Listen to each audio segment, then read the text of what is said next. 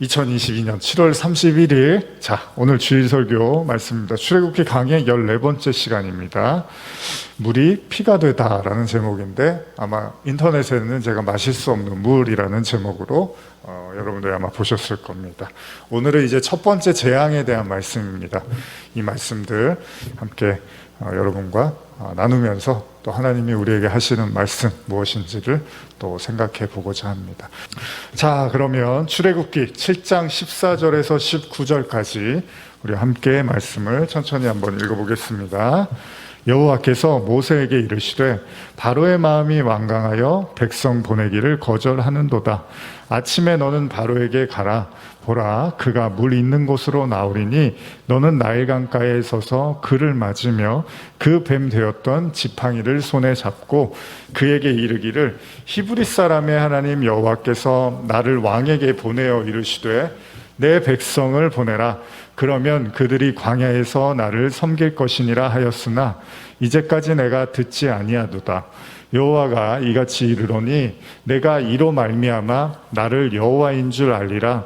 볼지어다 내가 내 손에 지팡이로 나일강을 치면 그것이 피로 변하고 나일강의 고기가 죽고 그 물 위에서는 악취가 나리니 애굽 사람들이 그 강물을 마시기를 싫어하리라 하라. 여호와께서 또 모세에게 이르시되 아론에게 명령하기를 내 지팡이를 잡고 내 팔을 애굽의 물들과 강들과 운하와 목과 모든 호수 위에 내밀라 하라.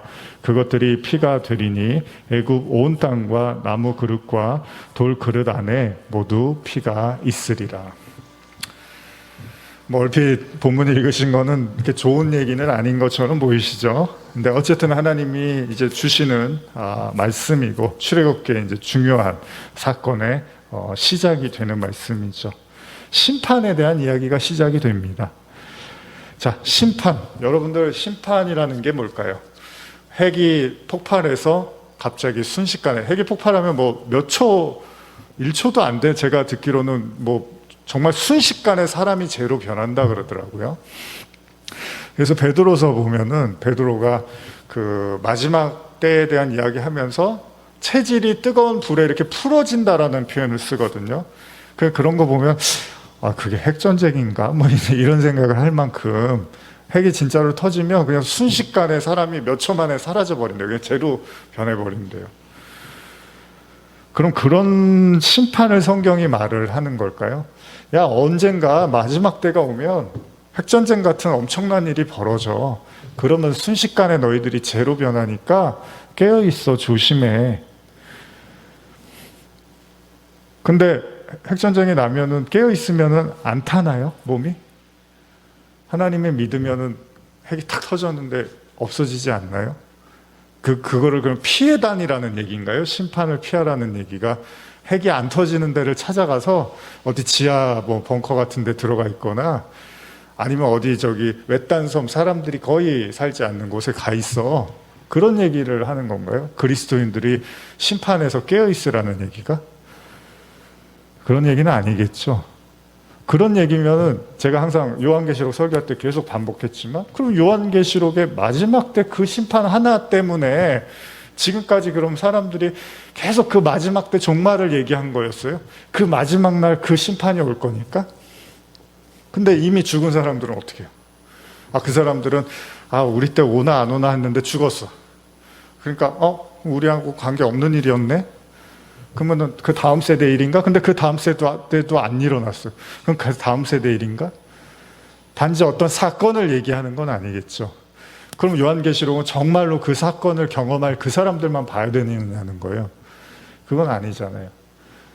지금 우리가 2000년 전에 그 예수님이 오시고 이 성경을 우리가 보는 거는 요한계시록도 그렇고 다 오늘 이 시간 우리 살아가는 우리에 대한 말씀이란 말이죠. 그러니까 나중에 심판이 와서 무슨 핵이 터지고 이러면서 다 죽을 수 있으니까 조심해. 그런 경고, 그럼 안 죽으면 그렇게 안 죽으면 안 죽나요, 사람이? 어차피 죽잖아요, 조금 지나면.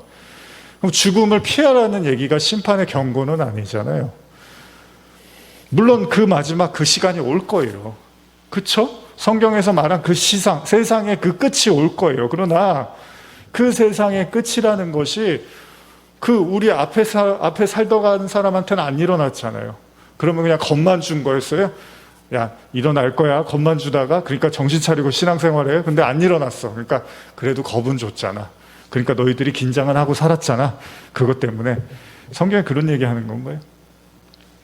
그게 아니라 그 마지막 그 시간의 끝에서 그 종말을 맞이할 그들이 있겠지만, 그게 우리가 될 수도 있고 그 다음 세대들이 될 수도 있겠지만, 성경이 말하는 건 항상 제가 그러죠. 이미 창세기에서부터 심판과 구원은 계속 작동하고 있었어요. 그 원리는. 그래서 노아의 방주에서도 심판이 일어났고 구원이 일어났고요. 소돔과 고모라에서도 심판이 일어났고 구원이, 창세기에서 이미 그렇게 시작을 하고 있었어요. 그러면 저나 여러분들은 반드시 이 시간 안에서, 우리의 시간 안에서 시간의 시작과 끝을 겪게 된다는 거예요. 그래서 예수님이 내가 알파고 오메가라고 한 거거든요. 그거는 예수님이 시작이고 끝이라는 표현도 있지만, 여러분들이 예수를 만나고 예수를 경험하면 그 속에서 여러분들의 인생의 시작과 끝을 다 보게 된다는 거예요. 그게 십자가잖아요. 그게 영단번의 제사잖아요. 그래서 내가 시작이고 끝이야 라고 말씀을 하신 거예요. 그래서 예수님이 십자가에서 다 이루었다라고 하는 게 끝을 냈다는 거예요. 그러니까 예수 안에 있는 거예요. 그 시간의 끝은, 엄밀히 말하면. 근데 그 시간의 끝을 여러분들의 인생에서 겪지 못하면 그 마지막 때 심판이 진짜 이제 여러분의 심판이 되는 거예요. 물론 그 심판이 오지 않더라도 인생 안에서 그 예수의 시작과 끝을 경험하지 못하면 그 자체가 멸망이라는 거죠. 그래서 예수를 통해서 우리는 그 시작과 그 끝을 통해서 그 십자가라는, 그 부활이라는 그 은혜에 이르게 되는 거죠. 이거는 모든 세대에 일어나는 거예요. 그래서 여러분, 베드로가 뭐라고 그럽니까? 성령이 오시니까 말세에 내가 내 영으로 모든 육체에게 부어주리니, 그러면서 말세라는 표현을 성령이 오실 때 쓰는 거예요. 다른 말로 하면 여러분들이 성령을 경험하면, 성령을, 오늘 이제 그 말씀이 성령에 관한 말씀이기도 한데, 여러분들이 성령을 경험하게 되면, 성령은 뭐라고 그래요? 예수님이, 야, 내가 죽으면 보혜사가 너희에게 올 거야. 근데 뭘 가리키냐? 보혜사가 오면은 심판과 의와, 그리고 죄와 의와 심판에 대해서 가르치리라 라고 말씀을 하세요. 그러니까 베드로가 나중에 신약에서 예수님이 이제 승천하시고 사도행전에서 성령을 받으니까 갑자기 말세에 내가 내 영으로 모든 육체에게 부어주리니, 그러면서 성령을 얘기하는 거죠. 성령을 통해서 죄, 의, 심판을 깨닫게 된대요. 그러니까 심판도 깨닫게 되는 거네요. 여기 심판이 있네요. 성령 안에서 심판을 배우는 거니까. 그러니까 단지 자꾸 무슨 시간의 끝에서 그 심판, 그게 핵전쟁일까? 뭐 그게 인류가 무슨 뭐 좀비로 변하는 건가? 뭐 이런 것만 생각할 문제가 아니라, 성경 그런 얘기하는 게 아니라 진짜 영적으로 죽음과 삶이 무엇인지를 깨달아서 죄의 심판을 깨닫게 되는 그 여정, 그거는 모든 세대에, 여러분도 마찬가지고 다 거기는 거쳐야 되는 거예요.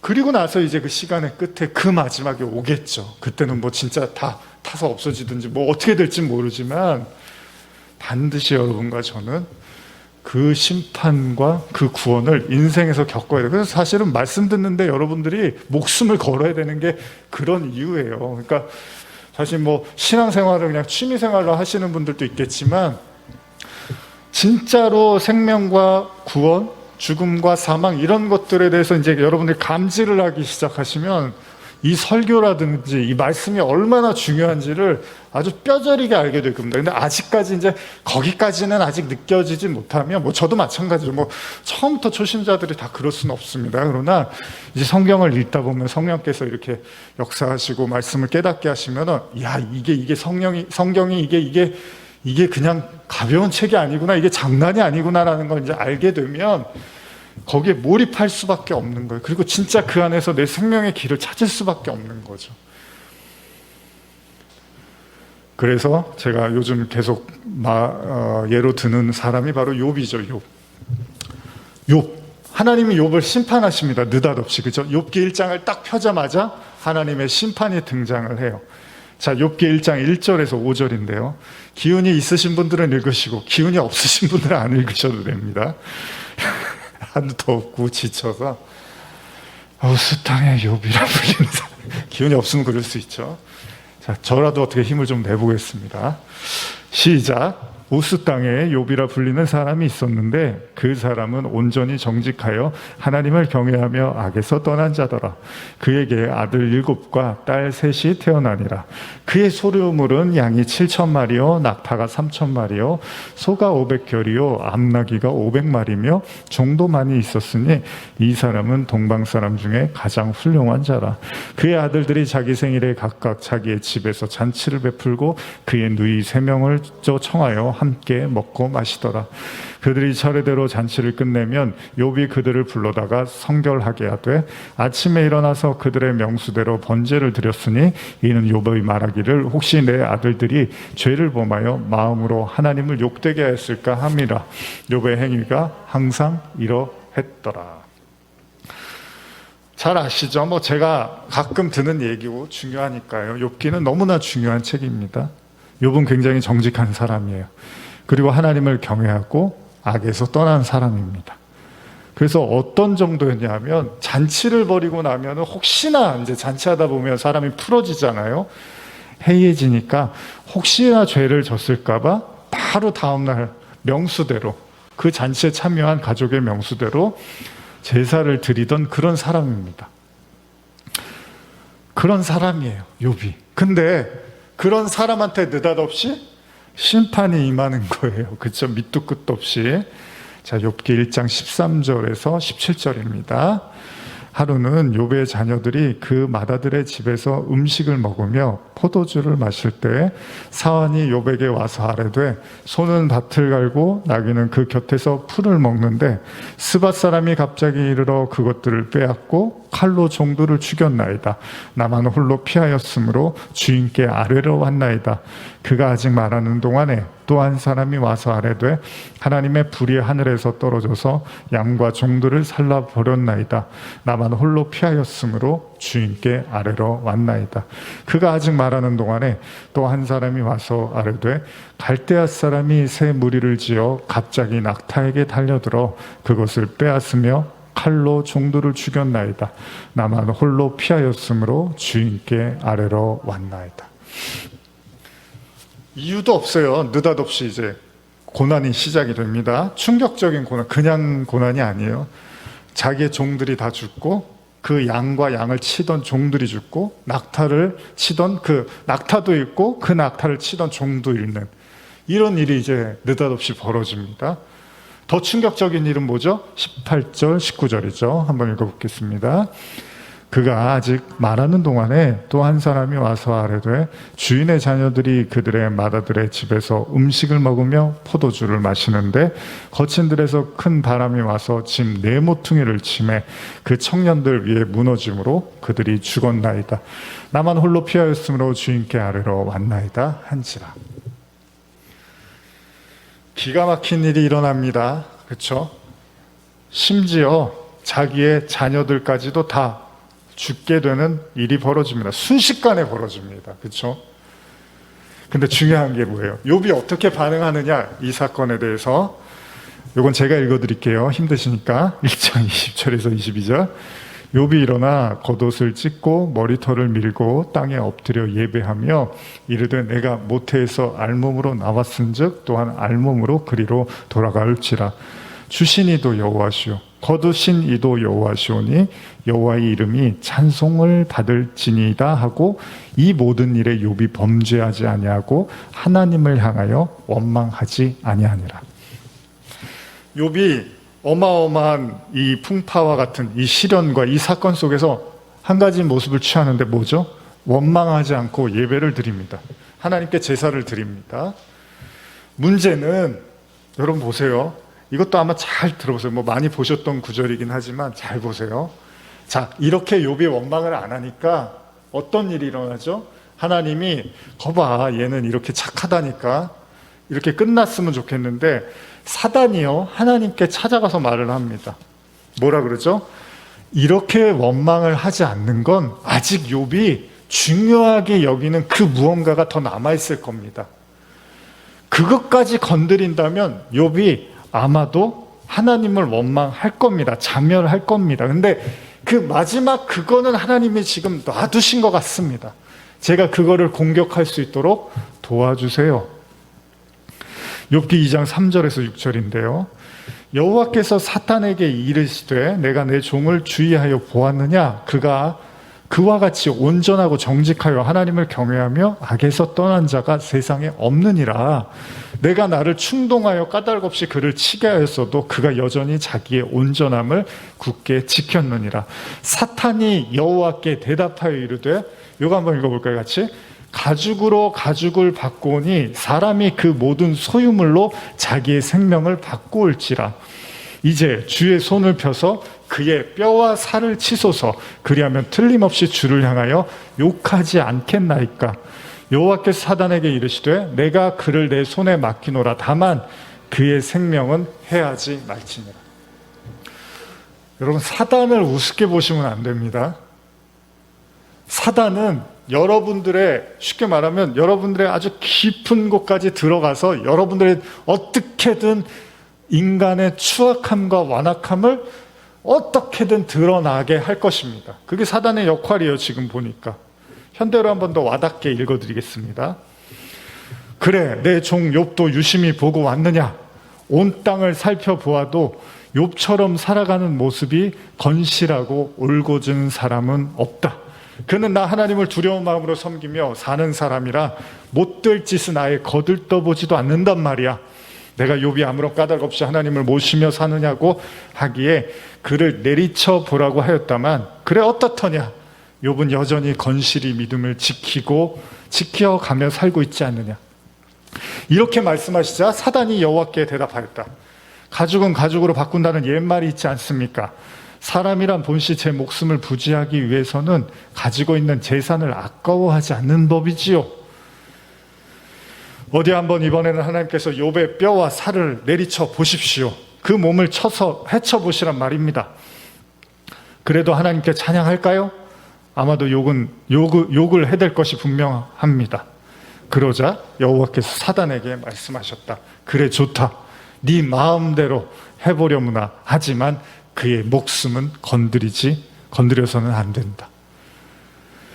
이게 사단이에요, 여러분. 그러니까 사단의 역할이 뭐냐 하면, 여러분들이 어떻게든 하나님을 믿지 않는 사람이라는 걸 계속 드러내는 거예요. 지금 욥이 우리가 영혼이 털린다 그러잖아요. 멘탈이 털린다 그러잖아요. 깨진다 그러잖아요. 욥이 하나님을 굉장히 잘 섬기고 사랑했던 사람인데 이 사단이 욥에게 개입이 되기 시작하니까 욥이 참기는 참는데 도저히 참을 수 없을 만큼의 상황들이 자꾸 이어지고 있는 거죠. 그러면서 한다는 얘기가, 진짜로 욥을 힘들게 하면은 욥이 정말로 하나님을 원망 안 할까요? 이러고 있는 거예요, 사단이. 진짜 피도 눈물도 없는 게 사단이에요. 그렇죠? 근데 또 하나님이 그러래요, 또 그 사단한테. 자, 2장 7절에서 9절입니다. 사단이 이에 여호와 앞에서 물러가서 욥을 쳐서 그의 발바닥에서 정수리까지 종기가 나게 한지라. 욥이 제 가운데 앉아서 질그릇 조각을 가져다가 몸을 긁고 있더니 그의 아내가 그에게 이르되, 당신이 그래도 자기의 온전함을 굳게 지키느냐? 하나님을 욕하고 죽어라. 보던 와이프도 이제 화가 나는 거죠. 이렇게까지 하나님이 지켜주질 않는데 무슨 하나님이냐, 그냥 욕을 하고 죽어버려라 라고 와이프까지, 아내까지도 이런 말을 합니다. 자, 욥의 상황이 순식간에 다 잃어버리고 재산도 잃고 자식도 잃고 이제는 몸도 잃어버리기 직전이죠. 결국은 이 기왓장으로 자기 몸을 이렇게 긁고 있는 신세가 됩니다. 아내가 말합니다. 현대어로 한 번 더 읽어드릴게요. 그러자 아내가 말했다. 그래, 이 지경이 되었는데도 아직도 믿음을 지키고 있단 말이에요. 참 속 터지는 양반 다 보겠네. 차라리 하나님에게 욕이나 퍼붓고 죽는 편이 더 낫지 않겠어요. 아내는 아주 단순한 말을 합니다. 욕을 하고 죽어버려라.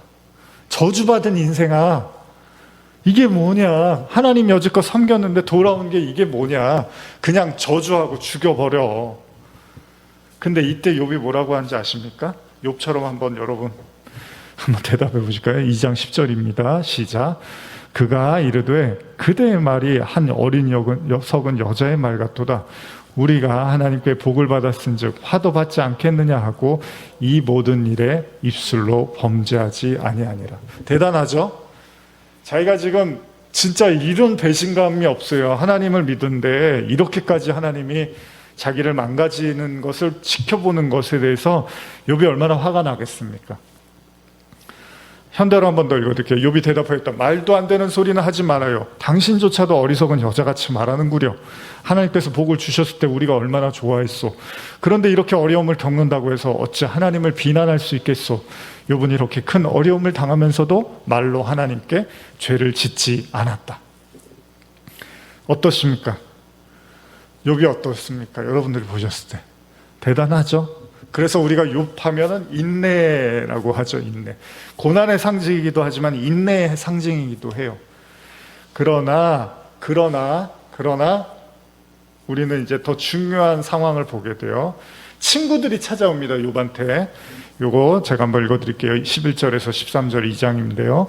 그때 욥의 친구 세 사람이 이 모든 재앙이 그에게 내렸다함을 듣고 각각 자기 지역에서부터 이르렀으니 곧 대만 사람 엘리바스와 수아 사람 발닥과 나아만 사람 소발이라. 그들이 욥을 위문하고 위로하려 하여 서로 약속하고 오더니 눈을 들어 멀리 보매 그가 욥인 줄 알기 어렵게 되었으므로 그들이 일제히 소리질러 울며 각각 자기의 겉옷을 찢고 하늘 향하여 티끌을 날려 자기의 머리에 뿌리고 밤낮 7일 동안 그와 함께 땅에 앉았으나 욥의 고통이 심함을 보므로 그에게 한마디도 말하는 자가 없었더라.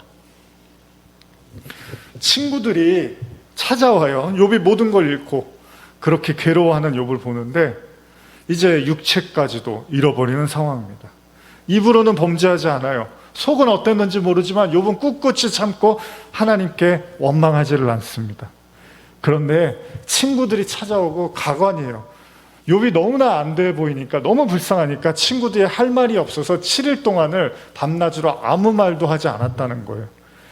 그 정도로 욥이 이제 힘들어 보였다는 겁니다. 우리도 그렇잖아요. 진짜 힘들어 보이는 사람 보면 말을 안 해주는 게 더 낫죠. 위로해주고 싶고 도움이 되고 싶고 힘을 내고 격려해주고 싶지만 정말 힘들어 보이는 사람한테는 아무 말도 안 해주는 게 차라리 나을 것 같은 생각이 들죠. 욥이 그랬습니다. 그렇습니다. 욥에게 고통이 시작됐고 욥은 그럼에도 불구하고 인내를 합니다. 문제는 아직까지는 그의 호흡은 살아있어요. 하나님이 약속하신 대로 목숨은 건드리지 못하게 했습니다. 그러나 그가 가진 고통이 너무나 크기 때문에 여러분 이게 중요한 거예요. 욥이 그렇게 입술을 죄짓지 않고 참지만 사람이요 계속 참을 수는 없습니다. 시간이라는 게 개입이 되면 결국은 나자빠 떨어질 때가 온다는 거예요. 그렇습니다. 긴 병에 효자가 없다는 말이 있잖아요. 순간적인 고통은 어떻게 참을 수 있지만 문제는 시간이 지속되면 얘기가 달라지는 거죠. 결국 욥이 2장까지 우리가 읽었죠. 3장 딱 넘어가서 뭐라고 하죠? 제가 읽어드릴게요. 욥기 3장 1절 같이 읽을까요? 시작. 그 후에 욥이 입을 열어 자기의 생일을 저주하니라. 2장까지도 끄떡 없어 보였던 욥인데 한 장을 딱 넘기니까 자기 생일을 저주하기 시작을 합니다. 욥기 3장 1절 현대어인데 괄호하고 이렇게 써 있어요. 시작하는데 이렇게 살 바에야 마침내 욥이 입을 열어 차라리 태어나지 않았으면 좋았을 걸 하면서 자기가 태어난 날을 이렇게 저주하였다.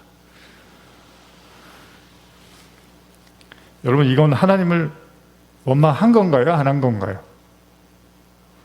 하나님 자가 안 들어갔다고 하나님 원망 안 한 건가요? 여러분 부모님 원망할 때 어떻게 하죠? 왜 나를 낳으셨나요? 왜 나를 내가 언제 낳고 싶다 그랬나요? 나오고 싶다 그랬나요? 이런 말 하잖아요. 그럼 부모를 원망하는 겁니까? 안 하는 겁니까? 물론 여기에는 욥이 부모에 대한 원망도 있지만 궁극적으로는 당연히 하나님에 대한 원망도 있는 거죠. 자, 욥이 결국 두 손 두 발을 다 듭니다. 지금까지 그가 하나님을 원망하지 않은 대담함을 보이기는 했지만 3장을 넘어오면서 자신의 생애를 저주하며 쏟아붓는 그의 말에는 하나님에 대한 분명한 원망이 섞여 있습니다. 그래서 이런 말을 합니다. 3장 20절 어찌하여 고난 당하는 자에게 빛을 주셨으며 마음이 아픈 자에게 생명을 주셨는고. 현대어를 이렇게 어찌하여 하나님은 인생에게 빛을 주시는가, 생명을 주셨던가, 고통과 괴로움을 가득한 인생뿐인걸. 이런 말을 해요 이제 욥이. 자, 그럼 우리가 이런 생각을 하는 거예요. 그러면 하나님이요, 왜 사탄하고 무슨 내기를 벌여서 욥을 하나 끌어들여 갖고 네가 맞는지 내가 맞는지 한번 해볼까? 그러면 욥은 그냥 그 사이에서 고통을 받고 있고, 자와 욥이 저렇게 원망을 안 하잖아. 그런 걸 지금 왜 하나님이 사단하고 버리고 있냐는 거예요, 욥하고. 저렇게 원망 안 하잖아. 여러분들한테 누가 저 사람은 원망 진짜 안 해. 그래서 여러분한테 고통을 막 줘요. 그러고 나서 거봐 원망 안 하지. 그럼 여러분들이 나중에 그 사실을 알면 얼마나 화가 나겠어요. 기분이 나쁘고. 근데 결국 욥이 원망을 안 하려고 하다가 나중에 결국은 더 이상 이제 못 참는 거예요. 벽에 부딪힌 거예요. 자, 여기까지 얘기를 이제 잘 들어놓으시고, 자, 오늘 우리가 히브리인들, 이스라엘 백성의 이야기를 나누고 있죠. 그 첫 번째 재앙, 하나님이 이스라엘 백성을 꺼내기 위한 첫 번째 재앙, 이 고통의 이유. 왜 하나님께서 이 재앙을 주시고 그들에게 어려움을 주셨는가? 바로 이스라엘 백성을 꺼내기 위한 거였어요. 그리고 그 재앙의 시작이 뭐냐면 피해 재앙입니다. 뭐죠? 그들이 생명처럼 여기는, 여러분, 제가 이렇게 집에서 뭐 가끔 설거지도 하고 뭐 이렇게 뭐 아이한테 뭐 밥도 이렇게 간식이나 밥도 챙겨주고 뭐 제가 나름대로 이제 뭐 이렇게 살림해야 될 때는 또 이렇게 돕기도 하고 하는데, 근데 이제 귀찮으니까 제가 이렇게 버릇이 설거지 같은 걸 하면은 한꺼번에 다 해야 되는데 꼭 조금 남겨두는 습관이 있어요. 그거는 왜 그런지는 이제 뭐 여러분들 나름대로 분석을 해보시면 되겠지만, 저도 이렇게 다 해버리면 되는데 몇 개를 꼭 남겨두고 싶어요. 요즘은 이제 안 그러는데 예전에는 좀 그러더라고요. 근데 귀찮죠. 뭐 청소하고 집안일하는 게 귀찮잖아요. 해도 티도 안 나고. 근데 제가 꼭 잊지 않고 힘들어도 하는 게 있어요. 뭔지 아세요? 원래 이전에는 이제 생수를 먹다가 저희가 이제 날이 너무 먹다가 이제 좀 뭐 끓여 먹는 게 또 좋다 그래서 이제 보리차를 끓여 먹는데, 요즘은 또 더워서 안 하긴 하지만 한동안 이제 보리차를 열심히 끓여 먹었는데, 제가 다른 거는 다 몰라도 그 보리차 끓이는 거는 아주 그냥 정말로 열심히 했어요. 왜 그런지 아십니까? 물이 먹고 싶을 때 물이 없으면 정말 그게 저는 이렇게 힘들더라고요. 제 딸아이도 그렇지만은, 제 아내는 이렇게 물을 뭐 잘 많이 마시는 편이 아닌데, 그러니까 물을 미리 끓여놔야지 좀 식혀뒀다가 먹을 수가 있잖아요. 근데 한 통 이렇게 끓여놓으면 금방 먹어요. 그러니까 밤만 되면 이제 날도 덥지만 물 끓이거든요. 근데 이 물이 굉장히 중요하잖아요. 사람이 물을 마셔야 되잖아요. 근데 하나님이 이스라엘 백성을 끌어내기 위한 애굽에 대한 재앙의 첫 번째로 뭐냐면, 그 물을 못 마시도록 나일강을 피로 변하게 만듭니다. 생명에 어떻게 보면 젖줄기 같은 거잖아요. 반드시 있어야 되는 건데 그거를 건드리세요. 그래서 피로 만들어요. 이게 무서운 겁니다. 어마어마한 거예요, 사실. 여러분, 강을 피로 만들면 어떻게 하라는 얘기예요. 그들이 마시고 생활하고 농사를 짓기 위해서 또 거기서 물고기를 잡아서 먹어야 되는데, 생존을 해야 되는데, 그래서 신처럼 여기기도 했어요, 나일강을. 근데 거기를 그냥 피로 바꾸신 거예요. 이 이야기를 우리가 앞절에서 읽은 거죠. 그렇게 하시겠다는 거예요. 왜요? 아주 쉽습니다. 항복하라는 거예요, 항복. 자, 이스라엘 백성을 꺼내. 제발 내어줘. 안 하겠어? 그러면 이제 너희들한테 심판이 하나씩 임할 거야. 치명타를 날리시겠다는 겁니다. 정상적인 삶을 살지 못하게 하시겠다는 거예요. 자, 한번 출애굽기 7장 20절 21절 읽어보겠습니다.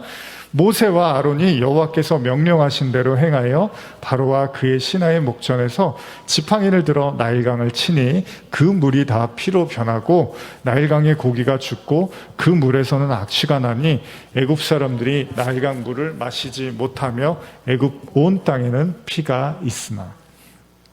이게 하나님이 이제 하신 이적이잖아요. 근데 그 이적이 이로운 이적이 아니라 이제 굉장히 힘들게 하는, 불편하게 하는 이적입니다. 모세와 아론이요, 나일강에 그 지팡이로 나일강을 치자 강이 온통 피로 변하는 겁니다. 고기는 죽고 물에는 악취가 나고 애굽 사람들은 마실 수가 없어서 물을 구해야 되는 신세가 된 거예요. 그야말로 엄청난 일이 일어난 겁니다. 그런데 여러분, 놀라운 게 뭡니까? 22절, 23절입니다. 애굽 요술사들도 자기의 요술로 그와 같이 행함으로 바로의 마음이 완악하여 그들의 말을 듣지 아니하니 여호와의 말씀과 같더라. 바로가 돌이켜 궁으로 들어가고 그 일에 관심도 가지지 아니하였고. 그 엄청난 일이 일어났는데도 바로는 눈 하나 깜짝하지 않습니다. 왜요? 지난번처럼요, 지팡이가 뱀으로 변하는 그 이적을 모세가 행했는데 그거를 또다시 바로의 신하들도 동일하게 행하더라는 겁니다. 그러니까 또 무시를 하는 거예요. 흉내를 내니까 바로도 별로 관심을 갖지 않는다는 거예요. 자, 보세요, 여러분. 이게 인간이 갖고 이제 강팍함이잖아요. 마음이 딱딱한 거예요. 그러니까 하나님의 어떤 메시지와 이적을 보내줬는데 전혀 요동하지가 않습니다. 이 마음이 이렇게 인간이 강팍한데, 우리가 이 성경을 보면 이제 10가지 재앙에 대한 이야기잖아요. 출애굽기가.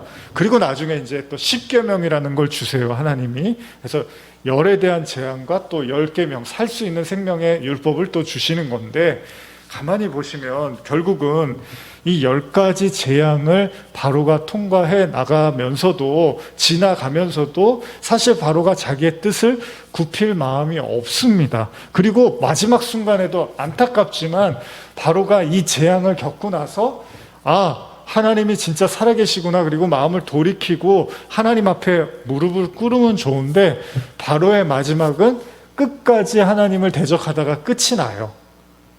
그러니까 애초에 바로는 이렇게 변할 마음이 없었던 사람으로 이제 등장을 하는 거예요. 이 강팍하다라는 게 그런 거잖아요. 그러니까 깨지면 되는데 깼는데도 안 깨지는 거예요, 계속. 바로가 이렇게 이제 강팍한 마음이에요. 그래서 하나님이 재앙을 하나씩 주는데, 오늘 이제 중요한 게 뭐냐면, 아까 욥 이야기도 그렇지만 그 재앙의 내용이 뭐냐는 거예요. 이거는 저와 여러분도 잘 들으셔야 되는 게, 우리에게도 하나님의 어떤 뜻을 관철시키기 위해서 굉장히 실질적인 우리의 삶에서 어떤 이적을 행하시기도 한다는 겁니다. 그런데 그 이적의 내용이 뭡니까? 욥에게 하나님이 사단을 통해서 공격을 받았는데 그 내용이 뭐였죠? 욥이 의지하는 것들을 하나씩 망가뜨리고 무너지게 만드는 거였어요. 지금 이스라엘 백성을 꺼내기 위해서 애굽이 치러야 되는 이 재앙도 어떤 거죠? 애굽 사람들이 의지하고 믿었던 것들을 하나씩 무너뜨리는 것이 하나님의 그 재앙의 모습이었다는 겁니다.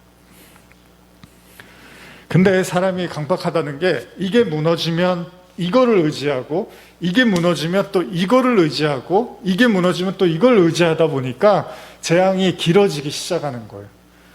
욥도 그렇습니다. 단번에 한 번에 그냥 욥이 이렇게 무너진 게 아니라 차근차근 하다가 나중에 이제 건강까지 잃게 되는 상황이 오는 거죠. 근데 여러분 생각해 보세요. 욥은 왜 이런 일을 겪는 거죠? 욥은 왜 사단의 공격을 받았어야만 했고, 결국은 욥이 두 손을 두 발을 들 수밖에 없는 그 상황을 마련했다면, 하나님이 처음에 욥은 정말 의로와 하나님을 경외하는 사람이야 라는 이 말이 사실 욥기 3장 이후부터는 크게 적용이 되어 보이지 않는 것 같아요. 그럼 어떻게 보면 욥이 하나님이 사단과의 어떤 내기에서 진 것처럼 보인단 말이에요. 욥이 실제로 생애를 저주하고 있잖아요. 원망하고 있잖아요. 그럼 하나님이 진짜 욥을 믿어서, 진짜 욥은 절대 그럴 사람이 아니야 라고 믿어서 욥을 붙잡고서 그렇게 나도 한번 걸어볼까? 나도 한번 내 전 재산을 욥한테 걸어볼까? 욥은 그럴 사람이 아니야. 근데 3장에서부터는 욥이 완전히 다른 모습을 하고 있잖아요. 그러면 이 사단과의 하나님의 이 내기 아닌 내기, 의도가 뭐냐는 거예요. 의도가 뭐죠? 뭘까요, 여러분?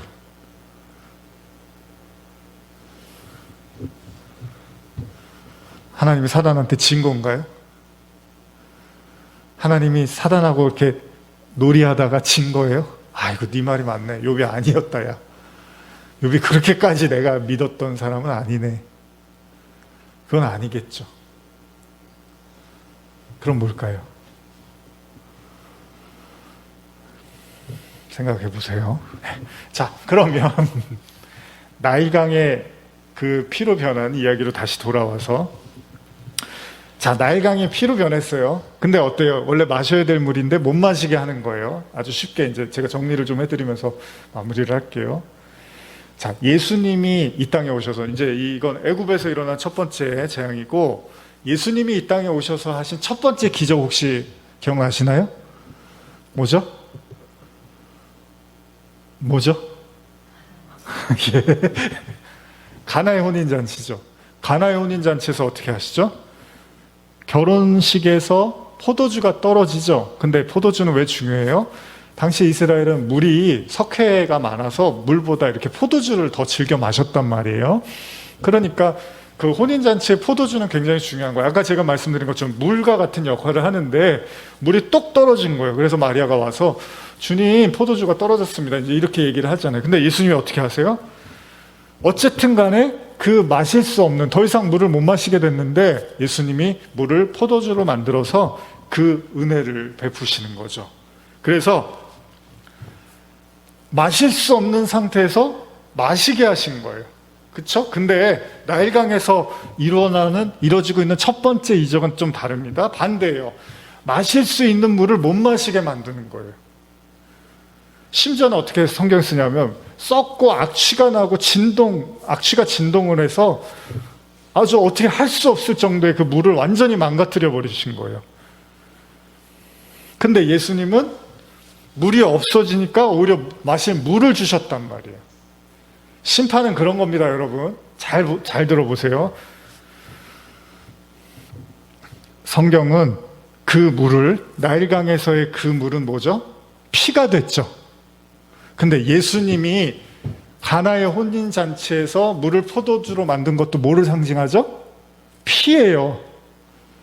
그리스도의 보혈. 그래서 예수님이 원래는 주님 십자가를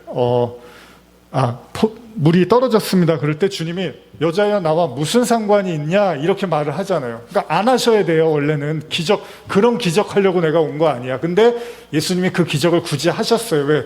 그 기적으로 표적이 되게 하려고. 그러니까 이 기적의 내용이 내가 앞으로 지게 될 십자가라는 그 보혈을 상징하는 거야. 그래서 잔치가 끝나지 않는 그 보혈을 위해서 내가 이렇게 기적을 행하는 거야. 그러면서 포도주로 만드세요. 근데 그게 피예요, 피. 그쵸? 근데 나일강에서도 지금 마셔야 될 물이 피로 변해요. 근데 이거는 못 마시는 피가 되는 거예요. 먹으면 죽어요. 썩은 그 피를 먹으면 어떻게 됩니까? 죽는 겁니다. 자, 가만히 이제 말씀을 또 보시겠습니다. 이사야 41장 17절 18절인데요. 같이 한번 읽어볼까요? 시작. 가련하고 가난한 자가 물을 구하되 물이 없어서 갈증으로 그들의 혀가 마를 때 나 여호와가 그들에게 응답하겠고 나 이스라엘의 하나님이 그들을 버리지 아니할 것이라. 내가 헐벗은 산에 강을 내며 골짜기 가운데 샘이 나게 하며 광야에 못이 되게 하여 마른 땅이 샘의 근원이 되게 할 것이며. 자, 보세요. 하나님께서 물이 없어서 갈증으로 혀가 마를 때 여호와가 응답하겠고 그들을 버리지 않겠대요. 그러면서 샘을 내게 하시겠다 그러죠. 마른 땅에 샘의 근원, 뭐죠? 물이죠, 물. 하나님이 물에 대한 이야기를 하면서 내가 물을 줄 거야 라고 이야기를 해요. 그런데 예레미야 2장 13절 한번, 그리고 예레미야 17장 13절 같이 있는데 한번 읽어볼게요. 내 백성이 두 가지 악을 행하였으니 곧 그들이 생수의 근원되는 나를 버린 것과 스스로 웅덩이를 판 것인데 그것은 그 물을 가두지 못할 터진 웅덩이들이니라. 이스라엘의 소망이신 여호와여, 무릇 주를 버리는 자는 다 수치를 당할 것이라. 무릇 여호와를 떠나는 자는 흙에 기록되오리니 이는 생수의 근원이신 여호와를 버림이라. 자, 여기 보면은 이 이스라엘 백성의 죄에 대해서 예레미야가 말을 하는데 그 죄를 반복적으로 지금 17장에 그리고 2장에서 얘기하는 것 중에 하나가 뭐냐면 하나님이 생수의 근원인데 그 생수의 근원을 버렸다는 거예요. 그쵸? 그래서 여호와를 떠나는 자 17장 13절 보시면 여호와를 떠나는 자는 흙에 기록된다 그래요. 이게 무슨 말이죠? 하나님의 생수를 못 먹으면 인간은 뭐예요 원래? 하나님이 흙으로 빚으셨다 그러죠. 근데 그 흙이 생수를 만나야 되는데 그 생수를 못 만났어. 그러면 흙으로 기록되어야 한다는 건 멸망이라는 얘기입니다. 흙으로 사라져. 그래서 흙으로 와서 흙으로 돌아간다는 얘기가 그런 얘기예요. 하나님을 이 땅에서 흙으로 빚어져서 하나님의 생수를 맛보고 그렇게 해서 생명으로 넘어가야 되는데 그냥 흙으로 와서 흙으로 끝나는 거예요. 그래서 흙에 기록된다는 거예요. 자, 그러면 생수의 근원이 뭡니까? 생수의 근원. 하나님이 생수래요, 자기가. 그리고 원래 창세기 시작이 물이에요. 물에 대한 얘기를 하고 있어요. 하나님이 생수, 우리 물 못 마시면 죽잖아요. 그러니까 물이에요. 그러니까 여러분들도 복잡하게 생각하지 마세요. 뭐 성경을 이야기하면 자꾸 무슨 다른 차원의 얘기처럼 하면서 현실과는 별로 의미가 없지 않나 이런 생각하는 사람들 많잖아요. 아니에요. 여러분, 물이 뭐예요? 물 못 마시면 죽죠. 그러면 우리 인간이 의지해야 될 가장 원초적인 것 중에 하나가 물이란 말이에요. 그쵸? 근데 하나님이 바로가 강팍하니까 뭐를 심판해요? 그 물을 못 마시게 해버리는 거예요. 왜요? 네가 마시는 그 물 의지하는 거, 그거 너를 썩을 그 양식으로 너를 사망에 이르게 하는 그 악취나는 물이었어라고 말씀을 하시는 거라는 거죠. 그래서 욥기도 그렇고 바로도 그렇고 애굽도 그렇고 가장 근본적인 걸 딱 치는 거예요. 하나님이 우리가 의지할 수 있는 가장 근본적인 거, 그걸 통해서 하나님이 생수의 근원을 배우라는 거잖아요. 자, 요한복음 4장 11절에서 14절 한번 보겠습니다. 시작. 여호와가 이르되 주여 물기를 그릇도 없고 이 우물은 깊은데 어디서 당신이 그 생수를 얻겠사옵나이까? 우리 조상 야곱이 이 우물을 우리에게 주셨고 또 여기서 자기와 자기 아들들과 짐승이 다 마셨는데 당신이 야곱보다 더 크니까? 예수께서 대답하여 이르시되 이 물을 마시는 자마다 다시 목마르려니와 내가 주는 물을 마시는 자는 영원히 목마르지 아니하리니 내가 주는 물은 그 속에서 영생하도록 솟아나는 샘물이 되리라. 여러분, 영원히 목마르지 않는 물이 있나요? 이 세상에? 없습니다. 어떤 것이든 그 순간에는 만족이 되지만 물도 마찬가지로 너무 목이 말라서 물을 콜콜콜 마셨다고 그 다음에 목이 마르지 않는 그런 물은 없어요. 근데 예수님이 지금 사마리아 여인에게 말씀하세요. 자, 내가 줄 수 있는 물이 있는데 이거는 영원히 목이 마르지 않는 물이에요. 왜요? 그게 바로 생수의 근원이라고 말씀하신 하나님만이 우리에게 줄 수 있는 물인 거잖아요. 그 물을 누가 줘요? 예수님이 줄 수 있다고 하는 거예요. 근데 여인은 관심도 없고 알지도 못했어요. 그냥 물 뚫어 나왔다가 야곱의 우물이라고 하는데, 물론 율법을 상징합니다. 그 야곱의 우물을 그냥 먹고 예수님도 목말라 보이니까 퍼서 주려고 했던 건데, 자, 네가 내가 누군지 알았으면 나한테 물 달라고 해야지. 나만 너한테 줄 수 있는 물이 있지. 뭐요? 생수의 근원이신 여호와만 줄 수 있는 그 물. 근데 그 물이 뭔지를 들어본 적이 없어요, 여인은. 그러니까 그런 물이 어디 있습니까? 있으면 좀 나도 주세요. 이제 이렇게 얘기를 하는 거예요. 마찬가지입니다, 여러분. 하나님이 나일강을 쳐서 피가 되게 만들어요. 왜요? 이게 여러분들이 은혜로 받으시면 하나님이 나일강을 쳐서 피로 만들면 어떡해. 내가 되게 아끼고 내가 붙잡고 내가 절대 놓지 않으려고 그러는 거 또 하나님이 와서 그거 망가뜨리시면 어떡해. 이게 아니라 나일강을 피로 만든 거는 그 나일강이 너의 생명의 젖줄기가 될 수 없다라는 것을 명확하게 가르쳐 주려고 나일강을 못 먹는 물로 바꿔버리신 거잖아요. 근데 사람들은 그런 생각 안 한단 말이에요. 여러분, 뭐 요새 전쟁이 나고 물가가 오르니까 먹고 살기 힘들잖아요. 물가도 오르고 살기 힘들어진단 말이에요, 갈수록. 그럼 사람들은 어떻게 하면 돈을 벌 수 있을까? 어떻게 하면 돈이 좀 더 생길 수 있을까? 어디에다 투자를 해야 되나? 이런 생각할 거 아니에요. 근데 성도는 그렇게 보는 게 아니에요. 그래, 내가 그렇게 붙잡고 의지했던 것들이 그냥 한순간에 후 불면 날아갈 수 있는 것들이었구나. 그러면은 뭔가 변하지 않고 뭔가 영원하고 지속적인 것이 뭘까를 이렇게 쳐다보고 찾아야 되는데 사람들의 생각이 그렇지가 않단 말이죠. 계속해서 또 다른 걸 찾는 거예요. 그러니까 바로도 나일강이 피로 변했는데 괜찮은 거예요. 아직 살만하다고 생각을 하는 거죠. 자, 누가복음 16장 22절에서 24절 보시면 이에 그 거지가 죽어 천사들에게 받들려 아브라함의 품에 들어가고 부자도 죽어 장사되매 그가 음부에서 고통 중에 눈을 들어 멀리 아브라함과 그의 품에 있는 나사로를 보고 불러 이르되 아버지 아브라함이여 나를 긍휼히 여기사 나사로를 보내어 그 손가락을 끝에 물을 치고 내 혀를 서늘하게 하소서 내가 이 불꽃 가운데서 괴로워하나이다. 음부가 등장을 합니다. 죽어서 지옥에 갔다는 얘기예요. 쉽게 설명하면. 근데 이 부자하고 나사로 이야기잖아요. 나사로는 아브라함의 품에 들어갔대요. 근데 이 부자가 어디에 있냐 하면 그 음부에서 고통을 받고 있는데 그러면서 뭐라 그러냐면 아브라함이여 나를 긍휼히 여기서 나사로를 보내어 그 손가락 끝에 물을 찍어서 내 혀를 서늘하게 하소서 내가 이 불꽃 가운데서 괴로워한다고 하죠. 무슨 말이냐면요, 이게 여기 이제 죽음으로 표현을 하는데 죽고 나 보니까 이 진리가 없는 상태가 다 죽는 거구나라는 걸 안 거잖아요. 그래서 부자가 매일 뭐 잔치를 배설하고 그게 이제 자기의 의를 상징하는데 어쨌든 간에 자유롭게 살았는데 당연히 죽고서 천국 갈 줄 알았어요. 근데 죽었는데 음부에 갔는데 여기에 이런 표현인 거예요. 이 불꽃 가운데서 괴로워합니다. 제발 내 혀라도 물 한 방울만 주십시오라고 이야기를 하는 거예요.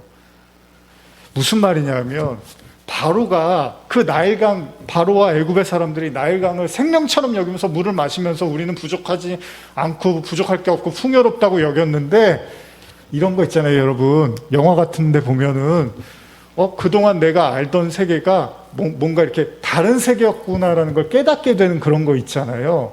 마찬가지로 지금 이게 이런 거예요. 바로가 하나님의 말씀이 임하고 하나님의 이적이 임하니까 그동안은 이게 물 아니었어 그런데 하나님이 그 눈을 뜨게 해주니까 심판을 통해서 이게 피였던 거예요. 피를 마시고 있었던 거라는 거죠. 못 마시는 물을 마시고 그걸로 살 수 있고 그걸로 영생할 수 있다고 믿었던 거예요. 근데 하나님이 이적을 통해서 바로를, 모세를 통해서 니들이 마시는 게 먹고 죽는 물이었어 라는 걸 가르쳐 주는 거라는 거죠. 그래서 여기 누가복음에 부자가 지옥에 가보니까 음부에서 불을 타는데 이제 뭘 깨달아요? 아무것도 필요 없구나. 여기서는 그 생수 한 방울만 내 입에 달면, 이건 이런 의미도 있어요. 혀에 달게 해달라는 게, 야고보서 보면은 우리의 혀가 지옥불에서 나온다고 해요. 지옥불이 어디예요? 이 마음에, 우리 마음에 있는 원죄로 인해서 이 마음이 갈라지고 짜게지고 하나님을 원망하고 이 이분법적 논리와 선과 악으로 우리가 마음대로 만들어낸 그 마음을 야고보서가 거기서 나온 말이 지옥불에서 나오는 혀라고 해요.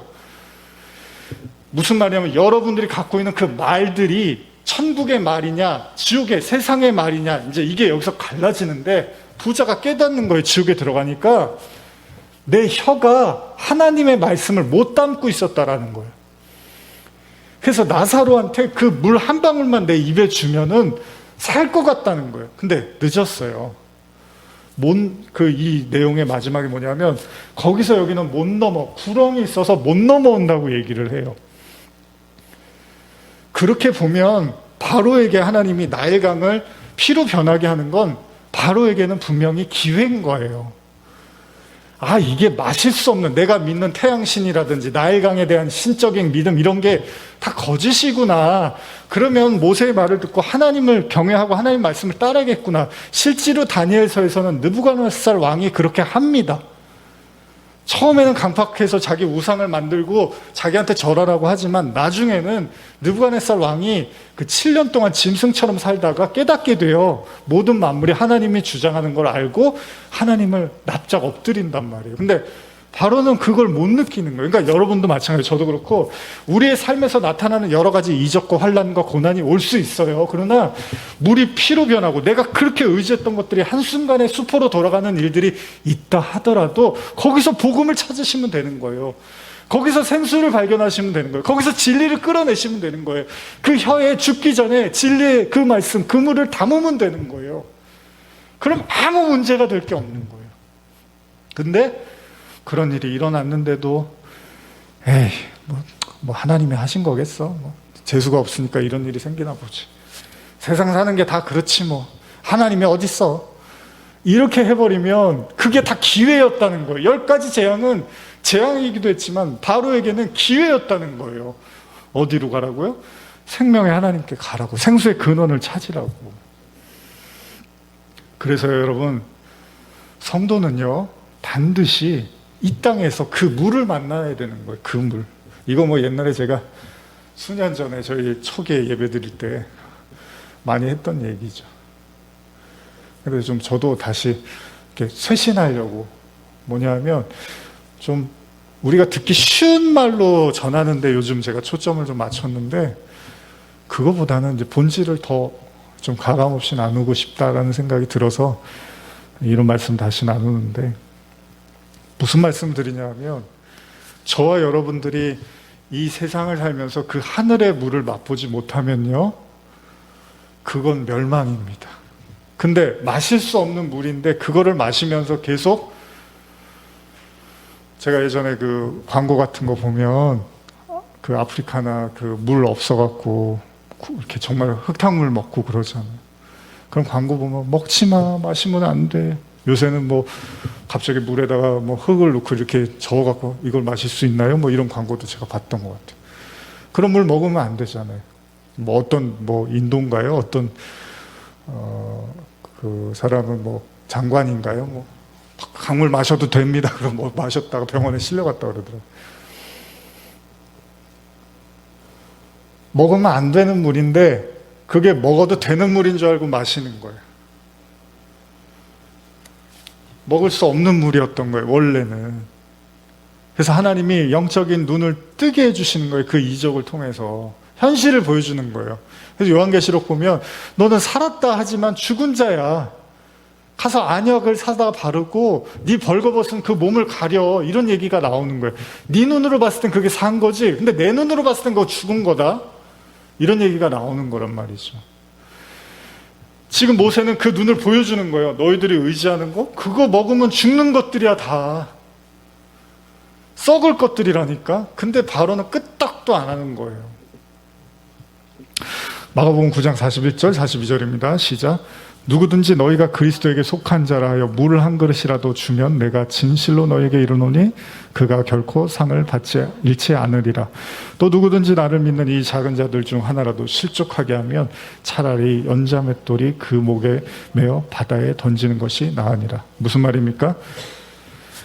그리스도에게 속한 자라 하여 물 한 것이라도 주면, 이게 뭐 성도가 물 한 그릇이라도 주면 하나님이 잊지 않겠다는 게 아니라, 여러분들이 그리스도로서, 그리스도인으로서 그 생명수를 가지고 그 물을 줄 수 있으면, 그 생명수를 여러분들이 나눌 수 있는 사람이 되면 당연히 하나님이 상을 어떻게 잊겠습니까? 여러분들이 하나님의 백성이 됐다는 증거인데. 근데 뭐 물 한 그릇, 이 물 한 그릇은 누구나 다 줄 수 있는 건데, 안 믿어도 물 한 그릇 주면 구원받는다는 얘기가 아니란 말이죠. 그래서 42절에 이런 말이 나오는 거예요. 누구든지 나를 믿는 이 작은 자들 중에 하나라도 실족이라는 말이 나오죠. 그러면서 연자맷돌이라는 돌이 나와요. 율법을 상징하는. 그러면서 뭐라 그래요? 그 목에 매어 바다에 던지는 게 낫다. 이게 무슨 말이냐면, 아니 사람들한테 상처 주지 마. 너 그러면 하나님이 그냥 너 가만 안 놔둘까? 이런 얘기를 하는 게 아니라, 생명이라고 줬는데 그게 돌, 연자맷돌처럼 그 율법, 그 하나님의 말씀, 진리의 생수가 아니라, 그러면 바다에 던진다는, 굳이 바다라는 표현을 쓰는 거예요. 아랫물, 못 먹는 물, 쓴물. 바닷물 먹으면 큰일 나잖아요. 아무리 위험해도 바닷물은 먹지 말라 그러잖아요. 바다에 이렇게 빠졌을 때 목말라도. 생수를 못 주면은 그 자체가 바다, 똑같아요. 땅에 갇히는 거니까 아래인 물에 사람으로 죽는다는 거예요. 그래서 저와 여러분들은 반드시 이 땅에서 생수를 만나야 된다는 거예요. 생명수. 그게 뭐죠? 그게 뭐죠? 요한복음 7장 37절에서 39절입니다. 시작. 명절 끝날 곧 큰 날에 예수께서 서서 외쳐 이르시되 누구든지 목마르려거든 내게로 와서 마시라. 나를 믿는 자는 성경의 이름같이 그 배에서 생수의 강이 흘러나오리라 하시니 이는 그를 믿는 자들이 받을 성령을 가리켜 말씀하신 것이라. 예수께서 아직 영광을 받지 않으셨으므로 성령이 아직 그들에게 계시지 아니하시더라. 뭐죠? 생수가? 성령이래요. 성령.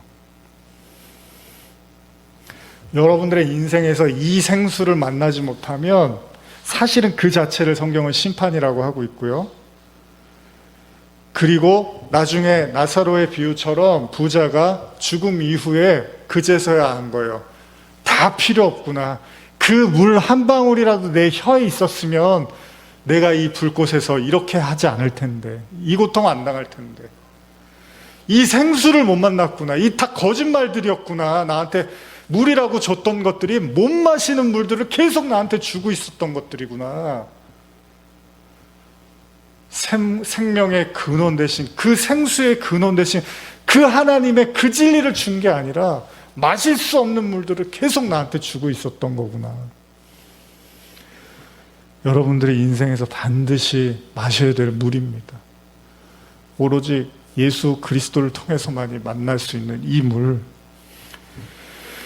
이 물을 여러분들이 마실 수 있으면 다 가지신 거예요. 다. 욥기의 말씀으로 돌아가서 마무리한다면 다 가져가셨어요. 하나님이 사단을 통해서. 그리고 마지막에 건강만 남았어요.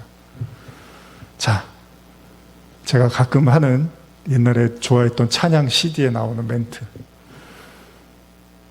모든 것을 얻어도 하나님을 잃어버리면 모든 것을 잃어버린 것입니다. 그러나 모든 것을 잃어도 하나님이 함께 하시면 모든 것을 얻은 것입니다.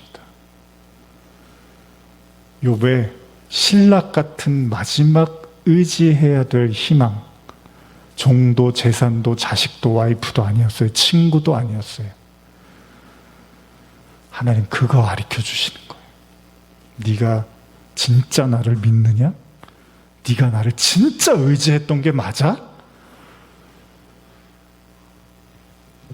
내가 네 옆에 있어. 어떤 상황에도 네 옆에 내가 있을 거야. 그거 만난 사람이 최고예요. 그 부자예요. 그게 진짜 부자. 여러분들의 생수의 근원 되시는 하나님의 성령의 담비가 이 메마르고 갈라진 먼지만 펄펄 날리는 여러분들의 마음속에 성령으로 말씀으로 임하시기를 간절히 축복합니다. 기도하시겠습니다. 하나님 아버지, 속고 살지 않게 뭐가 중요하고 뭐가 안 중요한지를 잊고 살지 않게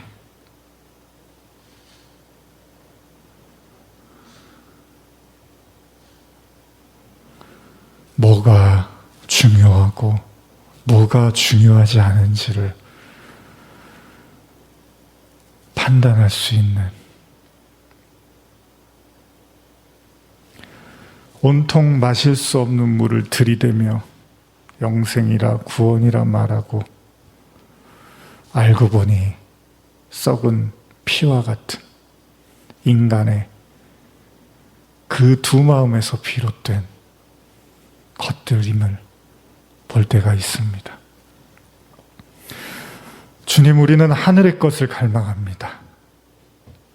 이 바다, 이 짠물, 이 세상의 이야기가 아니라 오로지 하나님만 주실 수 있는 그 말씀과 진리를 갈망하며 이 자리에 모였습니다. 간절히 바라고 원하는 것은 이 자리에 모인 우리 성도들 한 사람 한 사람 그 하늘의 보화와 같은 물을 마시게 하시고 주님을 마음속 깊이 모시게 하여 주시옵소서. 온라인으로 예배드리는 성도들에게도 동일한 은혜로 함께하여 주시옵소서. 지금은 우리 주 예수 그리스도의 은혜와 하나님 아버지의 사랑과 성령의 교통하심이 마실 수 없는 물이 아니라 하나님이 주시는 영원한 생수, 그 생명의 물, 그 물이 바로 우리 인생의 전체를 걸어 만나야 될 물임을 고백하며 기다리는 이 자리에 모인 성도들 머리 위에, 또 새롭게 신앙을 또 출발하는 우리 권사님 머리 위에, 그리고 병상에서, 가정에서 하나님의 진리를 구하는 모든 성도들 머리 위에 지금부터 영원히 함께 있을지어다. 아멘.